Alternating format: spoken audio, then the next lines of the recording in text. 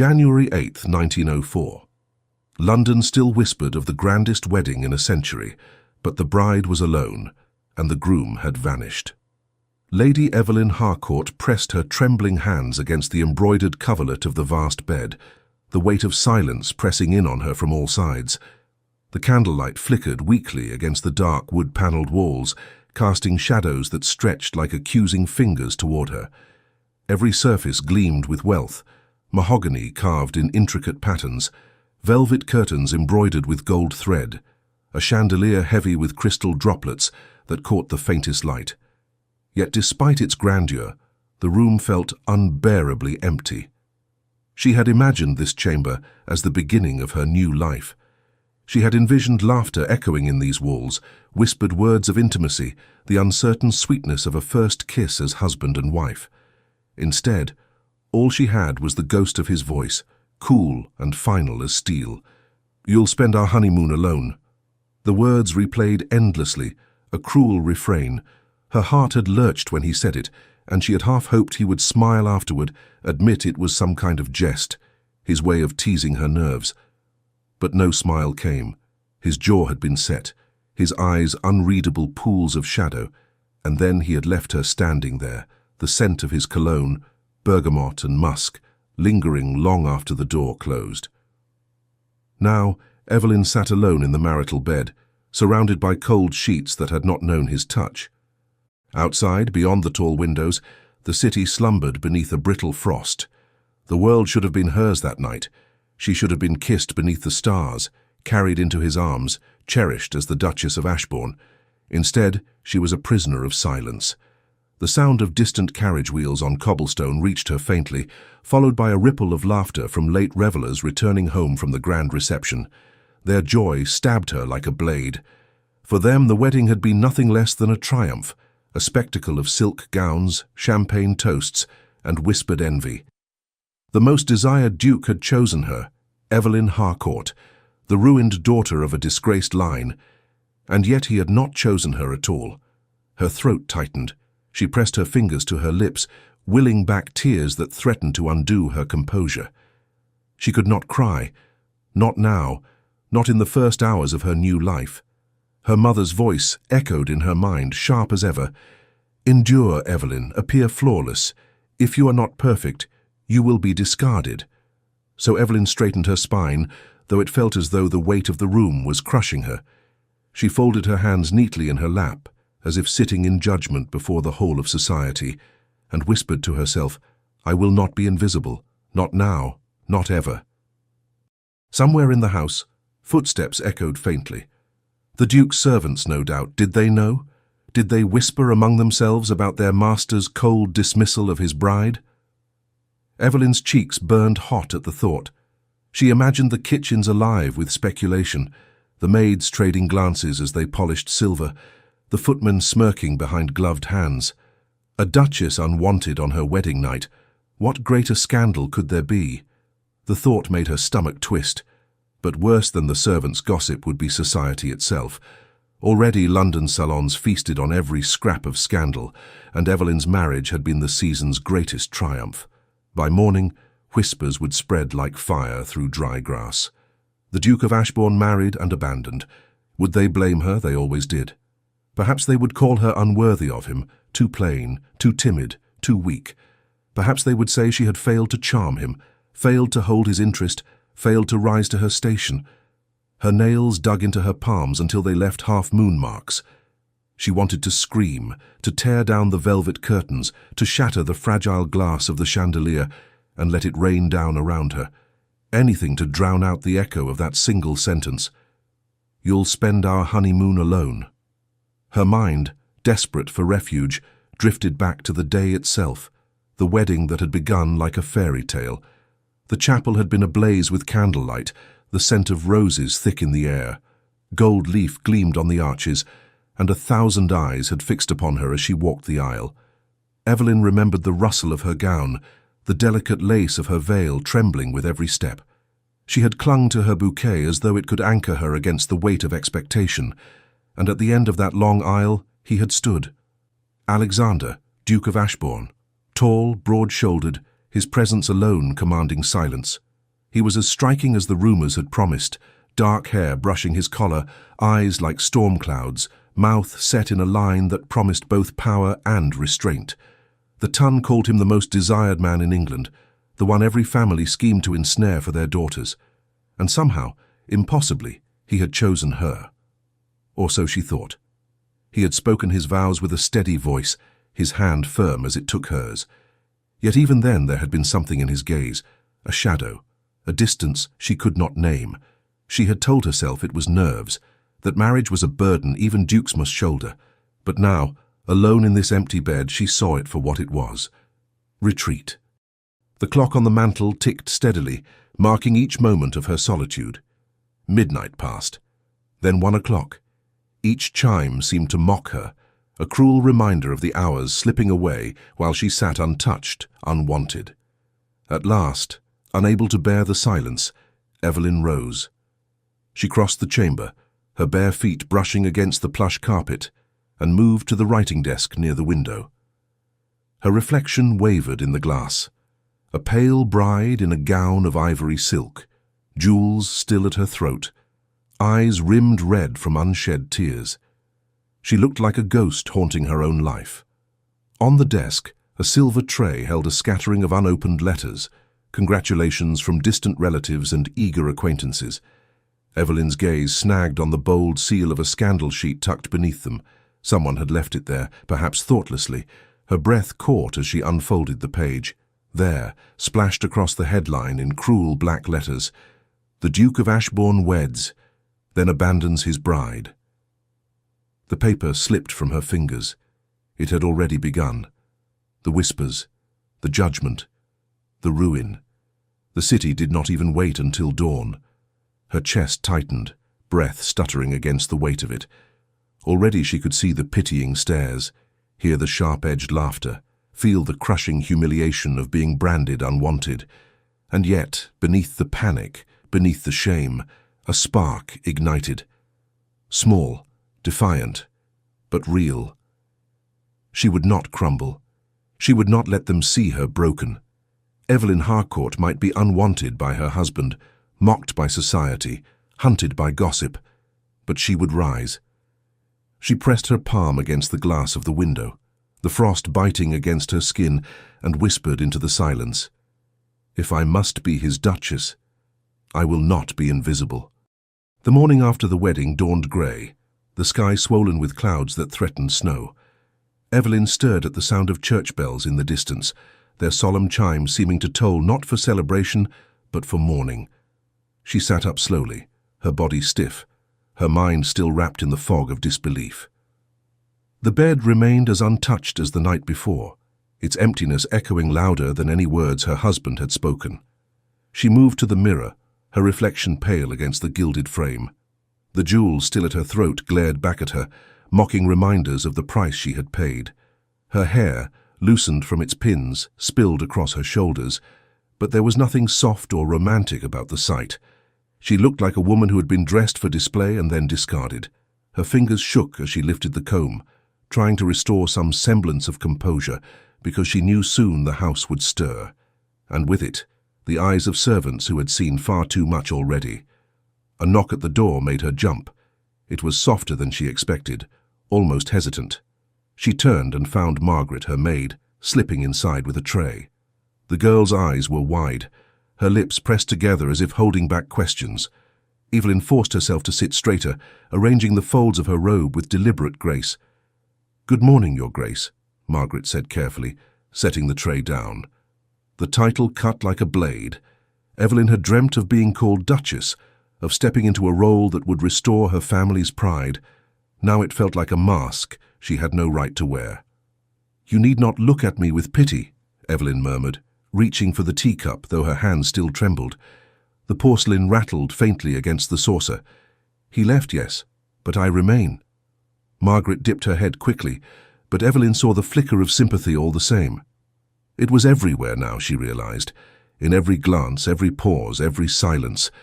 Sympathy was worse than ridicule, because it meant they all knew, and knowing meant the whispers had already begun. Later, when she descended to breakfast, the truth struck her like a blow. The dining room, long and grand, seemed emptier than she had ever seen it. The Duke's place at the head of the table was untouched, his chair stiff and waiting.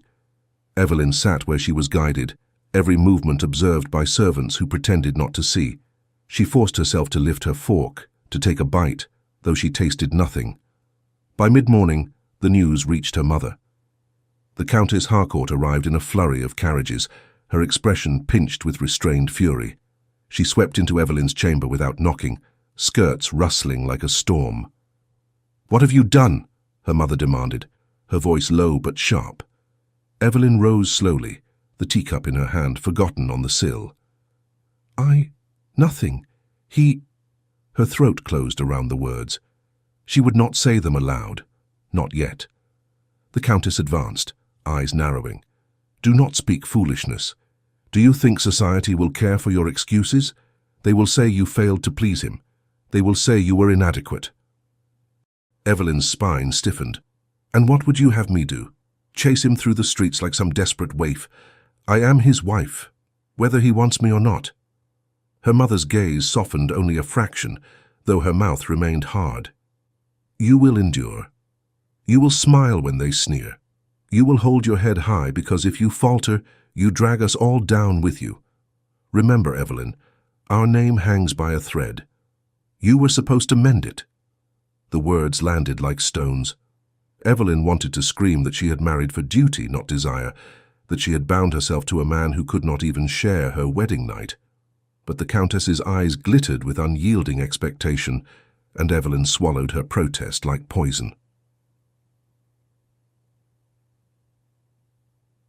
That evening, the first whispers reached her ears. Lady Beatrice arrived with a bouquet of lilies, her lips curved in a smile that never reached her eyes. "How radiant you looked yesterday," she cooed, "though I must say I was surprised not to see the Duke this morning. Such a pity he had business already. Still, I'm sure he will return soon." The false sweetness in her voice made Evelyn's stomach twist. Beatrice was not there to offer kindness. She was there to carry a fresh scrap of gossip back to the drawing rooms of Mayfair. Evelyn endured it with a brittle smile, thanking her for the flowers, though she could almost hear the whispers forming behind her back. Unwanted bride, discarded duchess. When the door closed, Evelyn pressed her palms to her temples, breath trembling. She could not hide forever. London would demand appearances, and appearances would demand perfection. The Duke's absence would not be forgiven or forgotten. It would be dissected, twisted, magnified, until every salon rang with her shame. That night, she sat by the fire in her chamber, the flames casting her shadow high against the walls. Margaret had gone to fetch warm linens, leaving her alone with her thoughts. On the small table lay a letter from her cousin Clara, unopened. Evelyn stared at it, the seal unbroken. She already knew what it would say. Congratulations laced with curiosity, subtle probes for secrets. Instead, her eyes drifted to the shelves where the Duke kept his private books. She should not have looked. She knew it. Yet something in her chest urged her forward, a whisper that told her if she could not have his presence, she might at least have some piece of his truth. Her fingers traced the spines until she found one volume slightly out of place. She pulled it free, and from between the pages a folded letter slipped to the floor. Her heart thudded as she bent to pick it up. The paper was thick, the seal broken long ago. The ink had faded slightly, but the words were legible. "My dearest Catherine, forgive me for the distance. Forgive me for failing you when you needed me most. If I could trade places with you, I would. If I could carry your burden, I would. Instead, I watched you fade, and I—" The letter ended abruptly, the page torn. Evelyn's breath caught. Catherine, his first wife. The rumors had always lingered, whispers of neglect, of cruelty, of secrets buried in that marriage. And here, in his own hand, was a confession of guilt. Not cruelty, but guilt so heavy it seeped into his very words. Evelyn pressed the letter to her chest, her pulse racing. So this was why he left her. Not hatred, not rejection. Fear. He feared he would destroy her as he believed he had destroyed Catherine. Her eyes stung, but she held back tears. For the first time since the wedding, she felt something shift inside her. Not relief, not joy, but the faintest flicker of understanding. The next day, society confirmed her worst fears. In the marketplace, as her carriage rolled by, she caught the stares of women clustered near the milliners. Their whispers rose and fell like a cruel melody, accompanied by quick glances in her direction. At the dressmaker's, the seamstress clucked politely, but could not resist the tightening of her mouth when Evelyn mentioned the Duke. Even the vicar, in passing, asked after her husband, with just enough pause to make the question sting. By the time she returned home, her composure was cracking. She swept through the front doors with her chin high, but as soon as the corridor was empty, she sagged against the wall, every nerve raw with humiliation.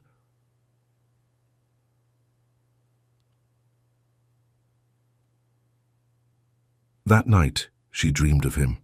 She dreamed of his eyes, stormy and unreadable, of his mouth tightening as if holding back words he dared not speak. She dreamed of reaching for him, of almost touching him, only for him to step back into darkness. She woke with her heart pounding, the sheets damp from restless tossing. Days blurred into weeks, and each day carried new challenges. Invitations arrived to balls and dinners, all addressed to the Duke and Duchess of Ashbourne. Evelyn attended alone, wearing gowns chosen to dazzle, jewels to distract. She danced with strangers, smiled at flatterers, endured the thinly veiled pity of women who longed to see her fall. And each night she returned to the vast, empty chambers where her husband's absence echoed like thunder. Yet something inside her refused to surrender. Each cruel whisper only hardened her resolve. She would not be the invisible bride. She would not fade into the background, while Lady Selina and her ilk sharpened their claws. One evening, she stood before the mirror as Margaret fastened a sapphire necklace around her throat. "Do you think they see me as a fool?" Evelyn asked softly. Margaret paused, meeting her gaze in the glass. "They see what you let them see, my lady. If you walk into that ballroom as though you are abandoned, they will believe it. But if you walk in as though you belong, if you look as though you have nothing to fear, they will wonder what you know that they do not." Evelyn studied her reflection, the shimmer of the necklace catching firelight. She thought of the letter, of the words Alexander had left unsaid.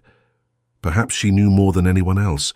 Perhaps she alone had seen the truth hidden beneath his silence. That night, when she entered Lady Worthington's ball, she did so with her chin lifted and her eyes steady.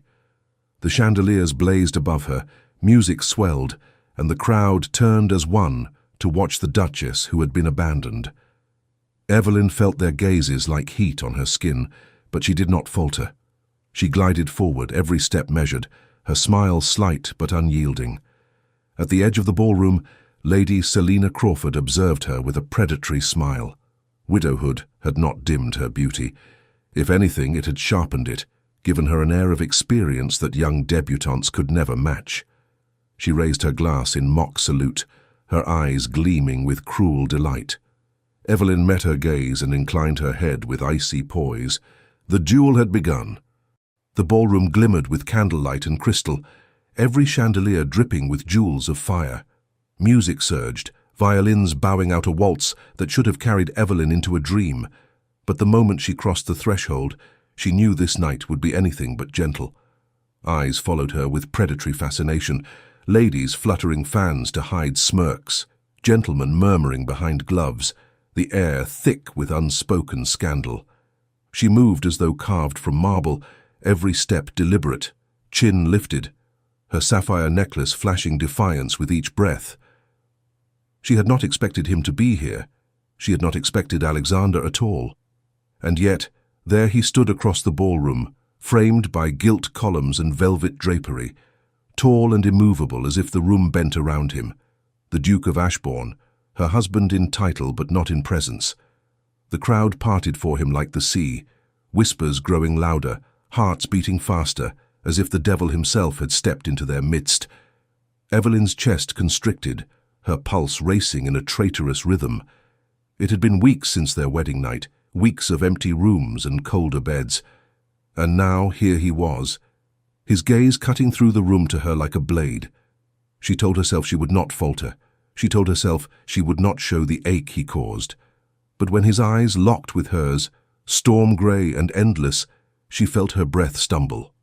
He looked at her as though she were both stranger and salvation, as though he had tried to forget her and failed. Lady Selina materialized at his side like a shadow given form, her gown the color of midnight, her hand resting lightly on his arm as though it belonged there. Evelyn's heart lurched. The widow's lips curved in a smile sharp enough to wound. She leaned close to Alexander, whispering something that drew his mouth into a grim line. Then Selina glanced toward Evelyn, triumph flashing in her gaze, and Evelyn understood. Selina wanted the world to see her at his side. She wanted the scandal to deepen until Evelyn was no more than a discarded ornament. Evelyn refused to give her the satisfaction. She swept into the room, her gown gliding like silk water, her expression composed though her blood burned. Men bowed, women curtsied, but all of them watched, hungry for her reaction. She gave them none. She smiled faintly as though she knew some secret they did not, as though her husband's presence at Selina's side meant nothing at all. The music shifted, couples spilling onto the dance floor. Evelyn did not wait to be asked. She turned toward Lord Weston, a gentleman known for his courteous manners, and extended her hand. He looked startled but pleased, guiding her into the waltz. Gasps rippled around the room, the abandoned Duchess dancing as though nothing were amiss. Evelyn let the rhythm carry her, her body graceful, her smile unreadable. She was not the victim they wanted her to be. But she felt his gaze. Alexander's stare followed her with every turn, his jaw tightening, his posture rigid. Even across the sea of dancers she could feel the tension radiating from him, as if her very existence on another man's arm cut him to the quick. She wanted to savor it. She wanted him to feel the sting of her absence as she had felt his. Yet beneath the defiance, her heart twisted with longing. She wanted him to cross the room, to claim her, to silence the whispers with a single touch. When the dance ended, Lord Weston bowed gallantly, but before Evelyn could respond, the crowd shifted. Alexander had moved. He strode across the floor with the measured power of a man who owned every inch of space, his gaze never leaving hers. Whispers surged like a storm at sea. By the time he reached her, silence had fallen, the air crackling with anticipation. "Duchess," he said, his voice low, velvet over steel. His hand extended, gloved and steady. "Dance with me." Evelyn's heart pounded so loudly, she feared the entire room could hear it. Every eye was upon her, waiting for her humiliation or her triumph. She inclined her head with a grace that belied the trembling inside her, and placed her hand in his. The music began again, and suddenly they were alone in a crowded room, spinning across the floor in perfect unison. His hand pressed firmly at her back, guiding her, his touch searing even through layers of silk. Evelyn struggled to keep her composure, to hide the storm inside her chest. "You left me," she whispered, her lips barely moving. His jaw tightened, eyes fixed ahead. "I had to." Her throat constricted. "Had to? Do you know what they say of me now? Do you know the whispers I endure?" He turned his face slightly, his breath brushing her temple. "Better they speak of you than bury you." Her steps faltered, the dance nearly broken. "What do you mean?" He didn't answer. His grip tightened instead, pulling her closer, his eyes burning with unspoken torment. For a moment, the facade cracked, and she saw it. The guilt, the fear, the weight he carried like chains. And then it was gone, hidden behind the cold mask of the Duke once more. The dance ended, applause echoing hollowly. Alexander released her hand, but not her gaze. He bowed stiffly, then turned and walked away, leaving her standing in the center of the floor, her breath shuddering, her heart raw. The crowd erupted in whispers again, and Evelyn forced herself to glide from the floor with dignity. Inside, she was breaking apart. Later, she wandered from the ballroom, the air suffocating with perfume and judgment. The corridor was dim, the sconces casting a golden haze against the wallpaper. She pressed her palms to the cool surface, her body trembling.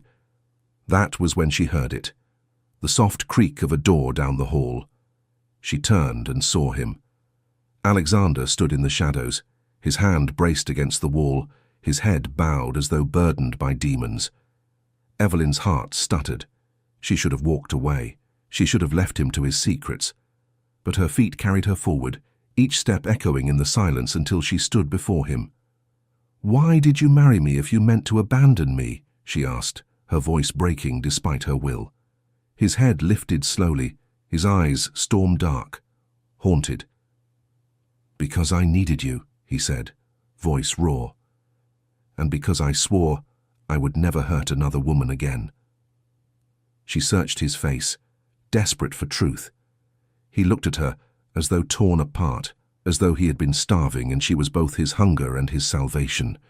He stepped closer, his hand rising as though to touch her cheek, but at the last second, he pulled back, fingers curling into a fist. "You should not be near me," he whispered. "You do not know what I have done." Her breath trembled. "Then tell me, so I may choose whether to stand beside you." For a moment, silence stretched between them, heavy and fragile. His lips parted, words hovering, but then footsteps echoed down the hall, voices approaching. He stepped back, retreating into the shadows. When the guests appeared, Evelyn stood alone, her gown glittering, her heart hollow. The Duke had vanished once more, leaving her with questions that burned like fire. And somewhere in the ballroom, Lady Selina Crawford watched with a smile, knowing the cracks were widening. The days that followed the ball unfurled like a storm held barely at bay. Grey skies heavy above the estate, the air swollen with the promise of thunder. Evelyn could not shake the memory of Alexander's words, nor the look in his eyes when he had held her on the dance floor, haunted, desperate, as though torn between claiming her and pushing her away forever. That conflict lived in her now, coiling like a restless serpent, keeping her awake long into the nights. One afternoon, the heavens opened with a sudden roar, rain lashing against the tall windows of Ashbourne Hall. Evelyn had been in the library trying to lose herself in a novel when Margaret rushed in with word that the horses needed calming and the Duke had gone out into the storm. Evelyn hesitated only a moment before rising, skirts in hand. Something deep inside compelled her forward, an instinct stronger than fear, stronger than propriety. She found him in the stables, drenched through, his hair plastered to his forehead, his shirt sleeves soaked as he worked to steady a frantic stallion. The air smelled of wet hay and leather, the sharp scent of rain clinging to everything. For a moment she stood in the doorway, her heart slamming against her ribs, watching him move with such raw strength and quiet command. "Alexander," she called softly, her voice nearly lost beneath the pounding rain. He turned sharply, surprise flashing across his features before being replaced by guarded calm. "You should not be here." "Why?" "Because I might see you as you are, rather than the mask you wear." She stepped closer, her shoes sinking into the damp straw. "You cannot hide from me forever." His jaw clenched, his eyes darkening. "You don't understand what you ask." "Then help me understand." She moved closer still, until only the restless horse separated them. The animal shifted nervously, but Alexander soothed it with a steady hand. Evelyn's breath caught at the tenderness of the gesture. "You left me," she whispered. "You left me to face their whispers alone, but you look at me as though you want nothing more than to stay." For a heartbeat, something unguarded flickered in his eyes. His lips parted, but before he could answer, a clap of thunder shook the earth. The horse reared violently, nearly breaking free of its tether. Evelyn gasped, instinct propelling her forward. Without thinking, Alexander pulled her into his arms, shielding her from flailing hooves. The world seemed to freeze in that instant. His chest pressed against hers, his breath hot against her temple, his arms iron-strong around her body. She felt the thunder of his heartbeat through the soaked fabric, steady and fierce. For a moment, she forgot the storm, the scandal, the world itself. All that existed was him. Then he released her abruptly, stepping back as though burned. "This is what I fear," he said hoarsely, "that if I hold you, I will not let go, and if I do not let go, I will destroy you." Her lips trembled, her heart aching. "You cannot destroy me, Alexander. Only abandon me." His gaze locked with hers, fierce and unyielding, but he said nothing more. The storm raged on, drowning out the silence between them. That evening, Evelyn could not keep the encounter from her mind. She sat by her chamber window, watching lightning split the sky, her fingers tracing the edge of the letter she had found. The unfinished words to Catherine. Each line haunted her now, pressing questions into her soul.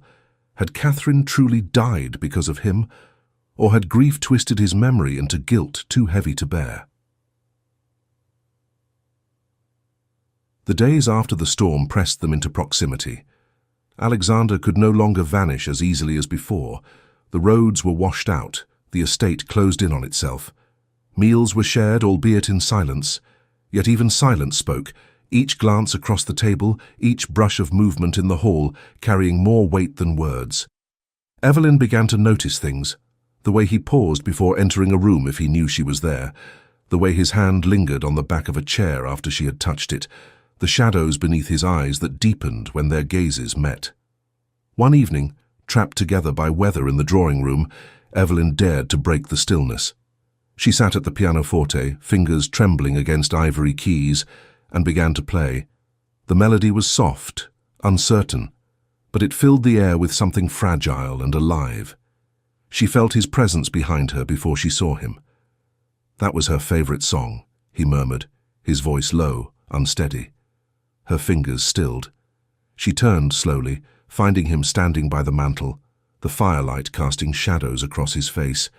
He looked younger in that moment, stripped of the Duke's impenetrable armor. "Catherine's," he said, almost to himself. "She played it every evening, even when she could barely lift her hands. And I was too busy to listen." The words sliced through Evelyn, not because they were cruel, but because they were soaked in regret. She rose from the bench, moving closer to him, her gown whispering across the carpet. "You loved her," she said softly. "I failed her." His voice cracked on the words. "I failed her, and she died believing she was alone." Evelyn's chest tightened, tears pricking at her eyes. She reached out, her fingers brushing his sleeve. He flinched at the touch but did not step away. "You are not failing me now," she whispered, "unless you keep running." For a long moment, they stood in silence, her hand light against his arm, his breath ragged. Then, with a suddenness that stole her breath, he caught her wrist gently, his thumb grazing the inside of her palm. The touch was electric, searing through her like fire. "Evelyn," he murmured, her name like a plea, a warning, a prayer. He leaned closer, their foreheads almost touching, his breath mingling with hers. She could feel the tremor in him, the battle waging beneath his skin. For a heartbeat, she thought he would kiss her. But he pulled back, anguish etched across his face. "If I take you into this darkness, you will never escape it." Her voice trembled. "What if I do not want to escape? What if I only want you?" He closed his eyes, as though the words pained him more than any wound. Then he turned abruptly, striding from the room, leaving her trembling in the firelight, her lips parted with unshed words. That night, she lay awake, the storm inside her louder than the one that battered the windows. She had glimpsed his truth, tasted his torment, and though it left her raw, it also bound her tighter to him. For the first time, she felt not only abandoned, but chosen. Chosen in the very act of his restraint, chosen in the way he warred against himself for her sake. And yet, beyond the estate walls, society's whispers grew louder. Lady Selina's voice, honeyed and venomous, began to thread its way through every salon. The Duke regrets his bride. The Duchess is nothing more than a stand-in. Evelyn heard it all, each word another weight upon her shoulders. But when she closed her eyes, she thought of his hand against hers, the tremor in his voice, the storm in his gaze. She could endure their cruelty. She could endure being unwanted by the world. What she could not endure was losing the chance to stand beside him, to draw him back from the abyss he had lived in too long. As thunder rolled once more, Evelyn whispered into the darkness, her vow as fierce as it was fragile. "I will not let you face this storm alone." The rain ceased at last, leaving the grounds of Ashbourne Hall drenched and gleaming, the world washed clean. Yet inside the house the air remained heavy, thick with secrets. Evelyn felt it in every glance Alexander cast her way, every silence between them. They orbited each other like twin stars caught in opposing pulls, drawn close, then driven apart by forces neither of them dared name aloud. An invitation arrived that morning on silvered parchment, bearing the unmistakable crest of Lady Selina Crawford. A masquerade ball 3 nights hence. Evelyn's hand trembled as she unfolded the note, the ink shimmering with calculated charm. To celebrate the season and honor the esteemed Duke and Duchess of Ashbourne, the words tasted like poison. Selina's intent was clear: to parade their fractured marriage before society's eager eyes, to peel back dignity and expose Evelyn as the unwanted bride. Alexander stood at her side as she read. His face betrayed nothing, but his fist tightened at his side. "We will not go," he said firmly. Evelyn lifted her chin. "If we do not, she wins. If I hide, they will say I am ashamed. I will not give them that." He looked at her then, really looked, his storm-grey eyes filled with something between admiration and fear. "You have more courage than I deserve," he murmured. That evening, Evelyn found herself drawn again to the letter she had discovered weeks earlier, Catherine's name bleeding across the page in his hand. She sat by the fire, the flames painting shadows across her face, reading the unfinished words until they blurred. Margaret entered quietly, placing fresh tea at her side. The maid hesitated before speaking. "My lady, the servants whisper of her, of Catherine." Evelyn's heart lurched. "What do they say? That she died in childbirth?" Margaret's eyes softened. "They say the child was stillborn and she never recovered."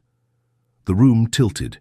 The air thickened, choking Evelyn with grief that was not hers, but pressed upon her as though it were. No wonder Alexander carried such guilt. No wonder he had buried himself in silence. He had lost not only a wife, but a child.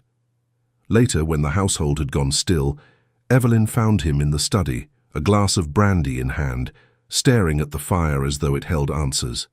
She stood in the doorway, unsure if he would send her away again, but he did not look up, and so she stepped inside. "Catherine," she whispered, her voice trembling.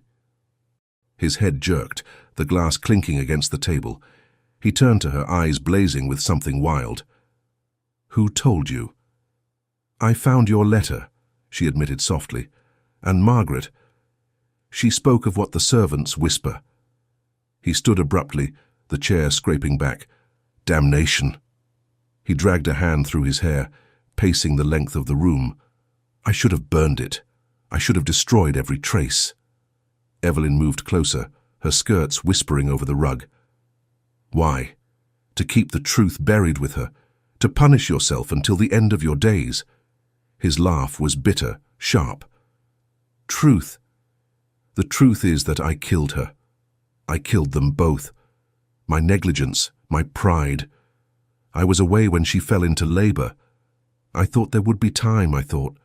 God help me, I thought my duty at court outweighed my duty at her side. And by the time I returned, she was gone." His voice cracked, his body shaking with the weight of memory. "She begged for me and I was not there.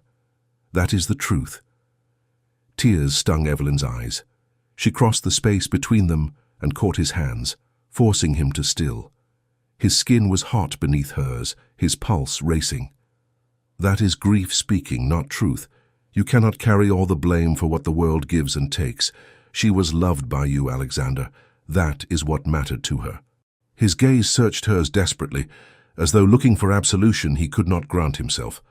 Slowly he sank to the edge of the desk, his shoulders bowed. "If I take you into my arms, Evelyn, if I let myself love you, and fate steals you from me too, I will not survive it." Her breath trembled. "Then do not push me away.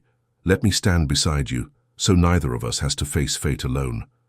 The silence stretched, broken only by the crackle of the fire. Then, almost imperceptibly, he lifted her hand to his lips, pressing a kiss against her knuckles that seared through her like flame. It was not passion, not yet. It was surrender. The masquerade came swiftly. Evelyn dressed in silver silk, a mask of filigree hiding her eyes, her heart pounding with both dread and determination. When she descended the staircase, Alexander was waiting below, cloaked in black, his mask shadowing the torment in his gaze. For the first time since their wedding, he extended his arm without hesitation. Whispers followed them as they entered Lady Selina's glittering hall. The chandeliers blazed, masks gleamed, and everywhere Evelyn turned, eyes burned with hunger for scandal. Selina herself swept forward, a vision in crimson, her smile sharp enough to slice glass. "Your Graces," she purred, dipping low. "How rare it is to see you together. We were beginning to wonder if the marriage was only for appearances."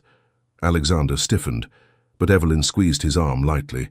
She leaned forward, her voice sweet as poisoned honey. "Appearances, Lady Selina, are often deceiving. Do be careful not to trip over your own." Gasps rippled, fans fluttered. Selina's smile faltered just for a moment. Evelyn felt triumph bloom in her chest. As the evening wore on, Evelyn and Alexander danced, their bodies close, their movements seamless. She felt his breath warm against her cheek, his hand steady at her back. In his eyes she saw not only torment, but the beginnings of something else, something fierce, something alive. But Selina was not done. Near midnight she stood before the crowd, her glass raised high. "A toast," she declared, her voice cutting through music and chatter.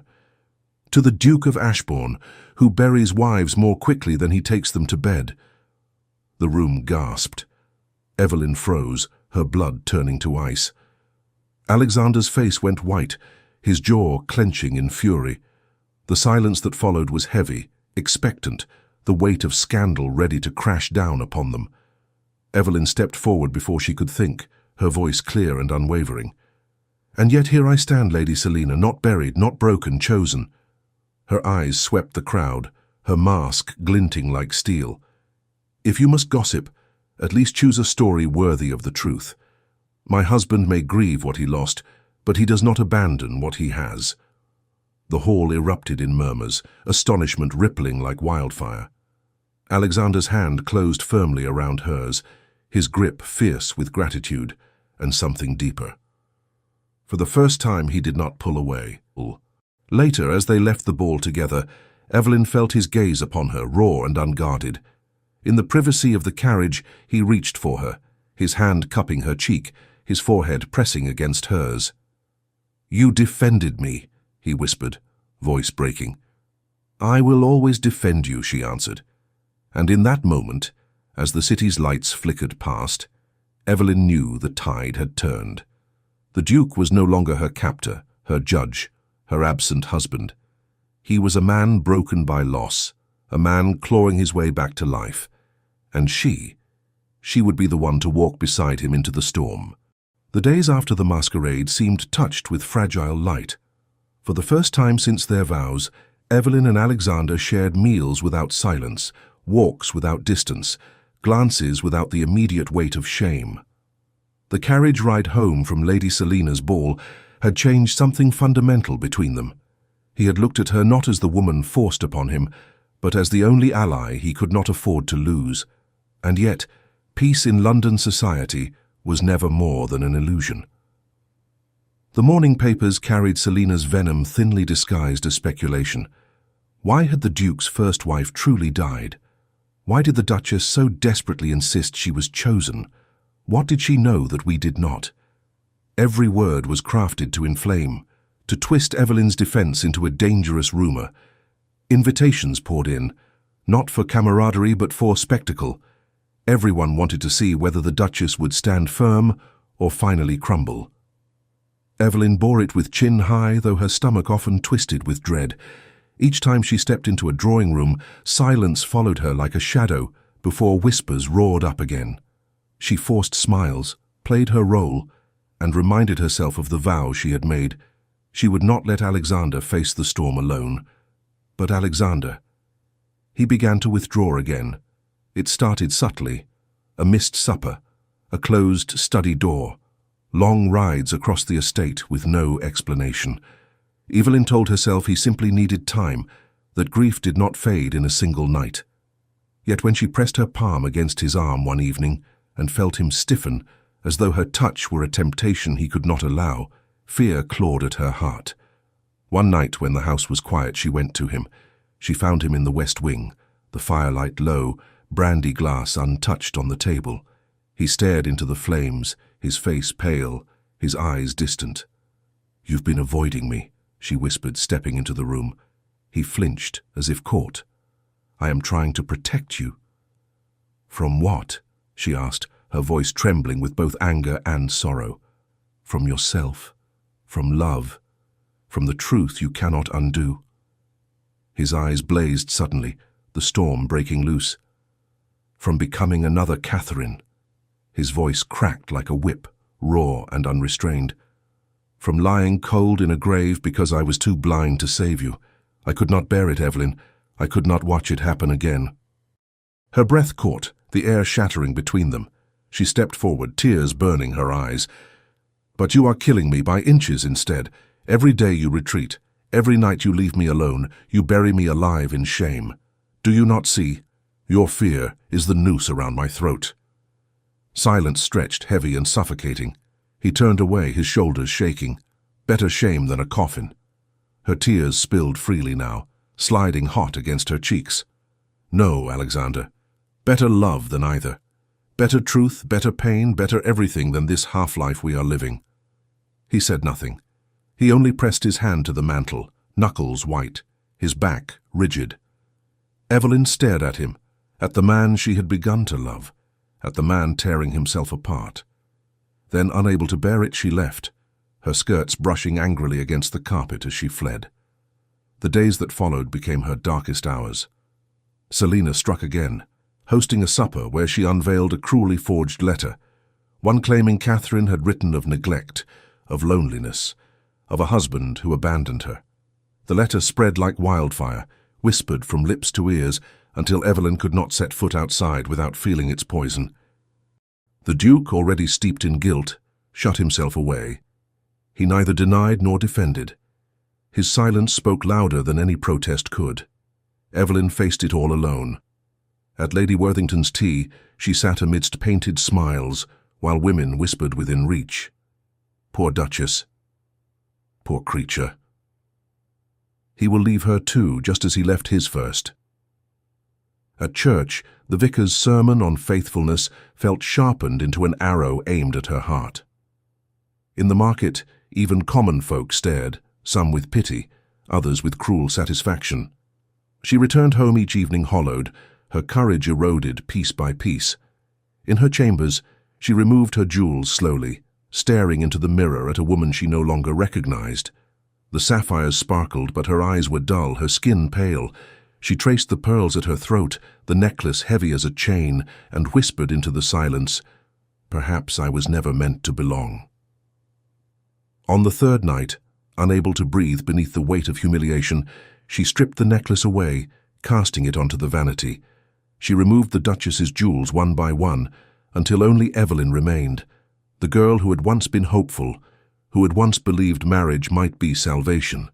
Tears blurred her vision as she pressed her hands against the cold glass of the mirror. "Maybe he will never choose me," she whispered, voice breaking. "Maybe I am meant to walk alone." Her reflection stared back, fragile and defeated. That night, she curled into the bed's corner, the sheets vast and empty, her body racked with silent sobs. For the first time since her marriage, she wondered if love was not worth the ruin. For the first time, despair whispered that perhaps Selina was right, that Evelyn Harcourt had been a fool to think she could save a man who would not save himself. The storm outside had passed, but inside Evelyn's heart, the night had never been darker. Morning broke with a pale, reluctant light, the kind that did little to chase shadows from the corners of Ashbourne Hall. Evelyn sat at her writing desk, her body heavy from a night without sleep. The jewels she had torn away still lay scattered across the vanity, glittering mockingly in the grey dawn. She stared at them as if they were relics of another life, another woman, one who had believed she could endure anything if she simply held her head high. But something shifted in her chest as she reached for the folded letter hidden among her books. The unfinished words Alexander had written to Catherine stared back at her, blurred slightly where her tears had once fallen. "If I could trade places with you, I would. If I could carry your burden, I would. Instead, I watched you fade, and I—" Her throat tightened. He had written not with cruelty but with desperation, not with disdain but with grief. For weeks she had believed his distance was rejection, but now she saw it for what it truly was: fear. He did not despise her. He loved her too much to risk losing her. The realization pierced her despair like sunlight through storm clouds. She had been waiting for him to claim her, waiting for him to choose her openly, when all along he had been waiting for permission to forgive himself. Perhaps love was not about perfection or proof. Perhaps love was courage, the courage to hold on even when fear clawed at the heart. Evelyn pressed the letter to her chest, her decision blooming fierce and sudden. She would not let him vanish into silence again. She would not wait for society to decide her worth.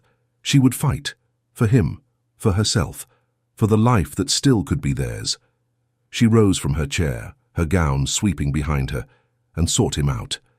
She found him in the rose garden, standing alone among the rain-damp petals, his coat dark against the pale blossoms. He looked exhausted, as though nights without rest had hollowed his face. When he turned at the sound of her steps, his eyes flickered with surprise and then wariness.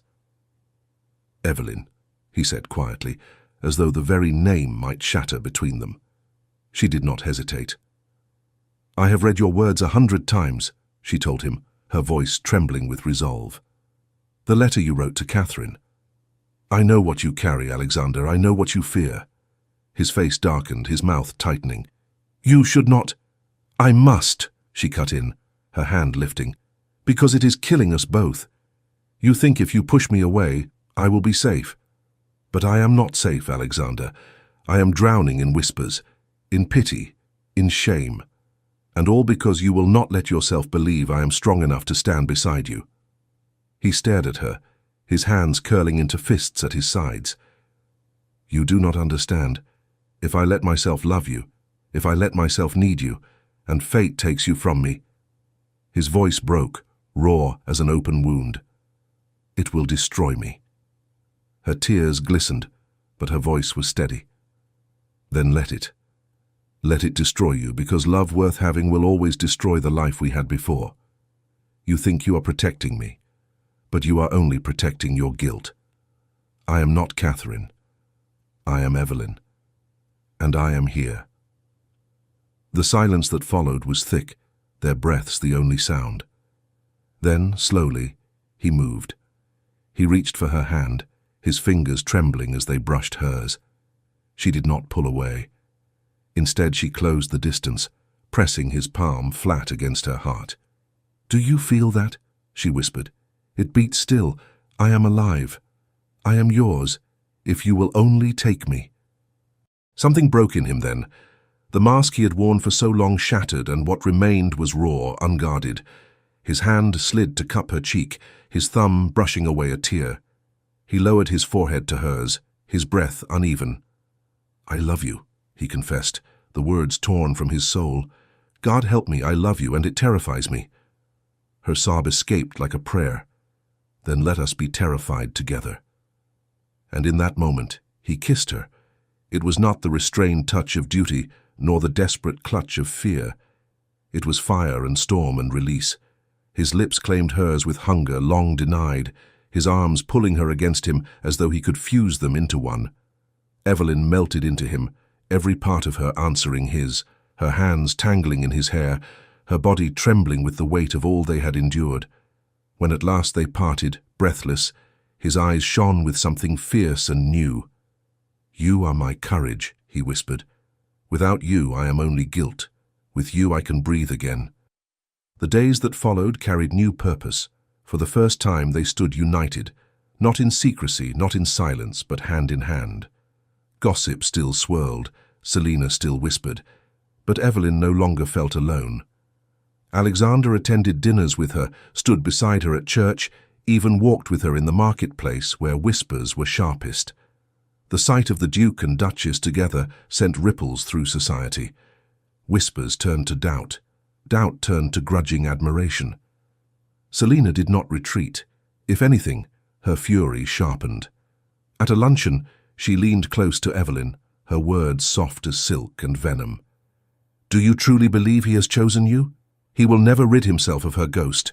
You are nothing more than a placeholder." Evelyn met her gaze calmly, her fingers laced with Alexander's. "Then let his ghost see that I do not fear her, and let society see that he does not walk alone." Selina's smile faltered, just for a breath. Evelyn felt triumph spark in her chest. That night, in the quiet of their chambers, Alexander sat beside her, his hand tracing idle patterns along her wrist. "You saved me," he murmured. She turned her head, her voice gentle but firm. "No, Alexander. We saved each other." And as they lay together beneath the hush of midnight, Evelyn knew the turning point had come. The darkness that had nearly broken them was not gone, but it no longer ruled them. Love had. The next test loomed, Selina's final strike, society's last judgment. But Evelyn was no longer afraid. Whatever storm awaited, she and Alexander would face it together. The season's final ball was to be the grandest of them all, hosted at the Crawfords' gilded estate. Invitations had been dispatched weeks earlier, each bearing the promise of spectacle, and society had waited with bated breath to see if the Duchess of Ashbourne would dare to appear. Evelyn dressed in ivory silk trimmed with gold, her gown a deliberate choice. No mask, no distraction.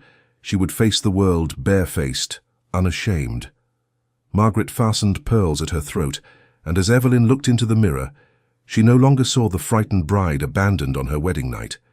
She saw a duchess who had survived whispers, humiliation, and despair. She saw a woman who loved a man not for his title, but for his broken, beating heart. When Alexander entered her chamber, already dressed in black and white with his signet ring gleaming at his hand, he paused at the sight of her. His eyes softened, his jaw tightening as though holding back words. Finally he extended his arm. "Shall we?" he asked. Evelyn slipped her hand into his, their fingers interlacing, and nodded. Together. The Crawfords' estate glittered like a palace. Chandeliers blazed, candles reflected in gilded mirrors, violins sang as couples spun across the floor. Yet as soon as Alexander and Evelyn stepped inside, silence rippled outward. Every head turned, every whisper sharpened. For weeks they had been the scandal of London. Now they were its entertainment. Lady Selina descended the grand staircase in crimson silk, her diamonds sparkling, her smile a serpent's coil. "Your Graces," she purred, her voice carrying across the room. "How brave of you to join us." Evelyn's spine remained straight, her smile calm. "How could we resist such hospitality?" Selina's gaze flickered, irritation flashing before her mask returned. "Hospitality, yes, but also truth. It is time, I think, that society knows what truly happened to poor Catherine. They deserve to understand the kind of man their Duke really is." A murmur surged through the crowd, like the first growl of a storm. Evelyn's pulse quickened. She felt Alexander stiffen beside her, his breath sharp. He would not defend himself, she knew. He never did. Guilt had made him silent too long. Selina lifted a folded paper high. "A letter," she announced, "written by Catherine herself in the final days of her life. A plea for comfort unanswered. A wife abandoned by her husband's cold neglect." Gasps erupted. Fans fluttered, voices hissed, eyes burned. The room tilted. Evelyn stepped forward before Alexander could move, her voice ringing out clear and unwavering.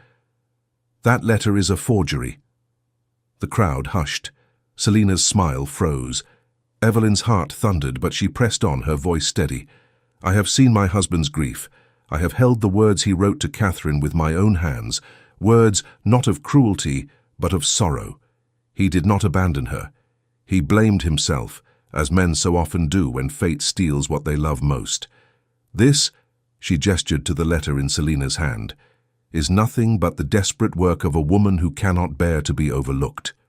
Selina's face flushed, her composure cracking. "You dare—" Yes, Evelyn cut in, her eyes blazing. I dare, because I am his wife, because I know the truth. You would see him ruined to satisfy your envy, but I will not allow it. I will not let your lies destroy what grief has already scarred. The room erupted in murmurs, the tide shifting, suspicion turning from Alexander to Selina. Evelyn felt the weight of every gaze, but she did not falter. She reached for Alexander's hand, entwining her fingers with his, lifting them high. You want a scandal? She declared, her voice rising above the clamour. Then here it is. I love my husband. He loves me. And together we will not be broken by your venom. The words hung in the air like a thunderclap. Alexander's breath shuddered beside her. For the first time he stepped forward, not as the silent duke, but as the man who had hidden too long. His arm wrapped around Evelyn, pulling her close, his voice carrying across the hall. My wife speaks the truth. I failed Catherine not with cruelty, but with absence. It is a wound I will bear all my life. But I will not let it damn me, and I will not let it touch Evelyn. She is my courage, my salvation, and if anyone dares speak her name with scorn again, they will answer to me. The crowd gasped again, but this time the sound was different, awed, unsettled, shifted. The Duke had spoken, the Duchess had defended. Together they stood, unshaken. Selina, trembling with fury, crumpled the forged letter in her hand. Her smile was gone, her triumph shattered. She hissed something under her breath and swept from the room, her crimson skirts trailing like spilled blood. In her wake, the music faltered, then resumed, timid at first, then swelling stronger. Whispers shifted to admiration, to speculation, to grudging respect. Evelyn felt the weight lifting from her chest. She turned to Alexander, her eyes brimming with tears, her body trembling with the release of it all. He cupped her face in his hands, heedless of the crowd. You saved me again, he whispered, his voice breaking. She shook her head, smiling through her tears. No, we saved each other. And before the eyes of all society he kissed her. It was not a chaste kiss, nor one meant for politics. It was real, raw, and undeniable. Gasps rose, but no one dared interrupt. The Duke and Duchess of Ashbourne had reclaimed their truth. Later, as they left the ballroom hand in hand, Evelyn leaned against him, her heart steady for the first time in months. Outside, the night air was crisp, the stars glittering above. Alexander drew her close, his lips brushing her hair. Whatever storms come, he murmured, I will not leave you again. And I will not let you, she whispered back. Together, they stepped into the waiting carriage, the door closing on the scandal, the lies, the shadows. Ahead lay the long road of healing, of learning to trust, of daring to love without fear. But they would walk it side by side. For the first time since their wedding night, Evelyn believed in forever. The following weeks unfolded with the rhythm of a new beginning. Scandal sheets that once painted Evelyn as a discarded bride now sang of her defiance, her poise, her courage. The Duchess who defended her Duke, one headline read, accompanied by a sketch of her standing tall in Lady Selina's ballroom. For once the ink was not poisoned. For once, Evelyn was not the subject of pity, but of reluctant admiration. Alexander watched the tide turn with quiet astonishment. He had expected ruin, exile, a life lived in shadows. Instead, his wife had pulled him into the light, and with that light came a peace he had long believed lost. But healing was not immediate. Some nights, Evelyn woke to find him restless beside her, his brow damp with sweat, his lips murmuring Catherine's name in half-formed dreams. She would lay her hand against his chest, grounding him, whispering softly until his breathing steadied. Other nights, he rose and walked the halls until dawn, haunted by ghosts that no vow could banish. Yet each time when she reached for him, he did not turn away. That, she knew, was victory. In return, he began to open the corners of himself he had once kept locked. He took her riding across the estate, showing her the fields where he had run wild as a boy, the pond where he had first learned to swim, the oak tree beneath which his father had told him what it meant to bear a title. He shared memories not of guilt but of life. Slowly the shadows receded. One afternoon, as spring unfurled blossoms across the gardens, Evelyn found Alexander in the nursery, a room long closed, its windows shuttered. Dust lay thick across the cradle, the rocking chair, the faded wallpaper of painted moons. For a moment, he only stood there, his shoulders taut, his hands trembling at his sides. Then he whispered, "I have not set foot here since—" She slipped her hand into his, squeezing gently. "Then we will step inside together." He turned to her, his eyes wet. "Are you certain?" "I am." They crossed the threshold hand in hand. The room smelled of dust and memory, yet as sunlight streamed through the newly opened shutters, it seemed to breathe again.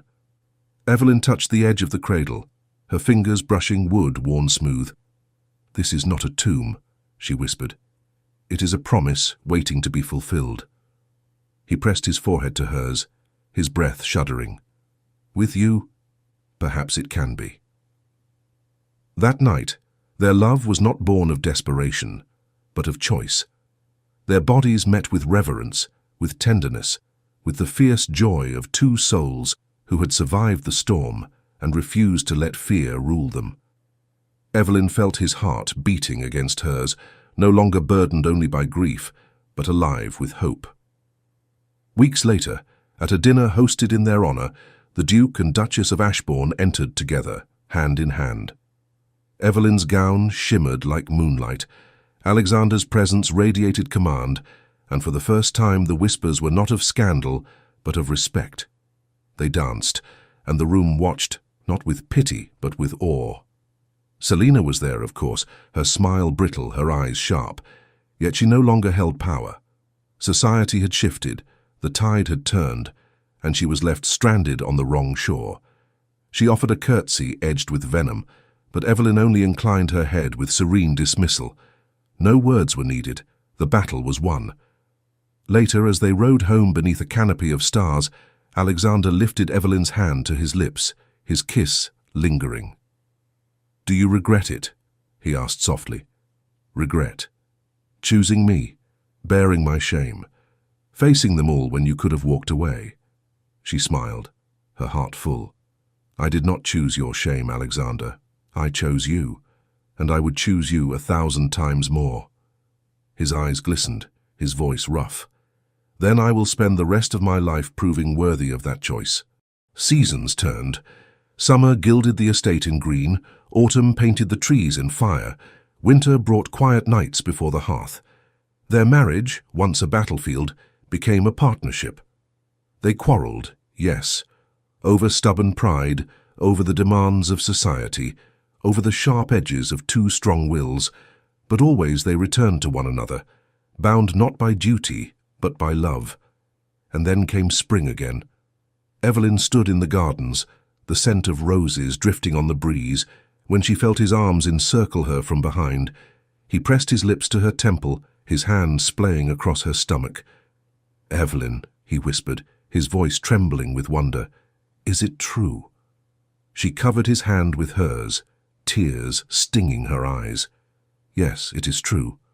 He turned her gently, his gaze searching hers, his expression a mixture of joy and fear. "I will not lose you," he vowed fiercely. She cupped his face in her hands.